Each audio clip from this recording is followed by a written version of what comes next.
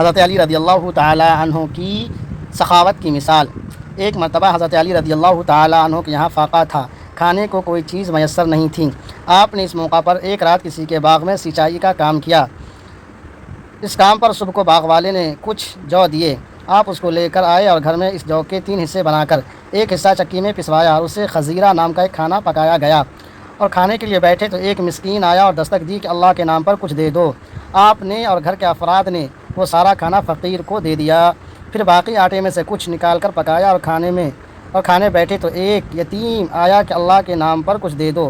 آپ نے یہ کھانا بھی اللہ کے نام پر اس یتیم کو دے دیا، اور آٹے کے آخری بچے ہوئے حصہ لے کر اس کو پکایا اور کھانے بیٹھے تو ایک قیدی آیا اور سوال کیا کہ آپ نے یہ بھی اللہ کے نام پر دے دیا۔ چنانچہ اس پر آیت کریمہ نازل ہوئی وَيُطْعِمُونَ الطَّعَامَ عَلَى حُبِّهِ مِسْكِينًا وَيَتِيمًا وَأَسِيرًا۔ اللہ کی محبت میں مسکین، یتیم و قیدی کو یہی لوگ کھانا کھلاتے ہیں۔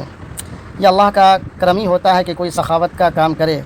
اللہ تبارک و تعالیٰ نے یہ کرم حضرات صحابہ کرام پر نزول فرمایا تھا، اللہ تبارک و تعالیٰ نے خاص عنایت کی تھی، اس لیے وہ حضرات حیرت انگیز قسم کی سخاوت بھی کیا کرتے تھے، جس کا ایک نمونہ حضرت علی رضی اللہ تعالیٰ عنہ کا واقعہ ہمارے سامنے آیا۔ اللہ تبارک و تعالیٰ ہمیں بھی سخی بنائے اور اللہ تبارک و تعالیٰ اپنے راستہ میں خرچ کرنے والا بنائے۔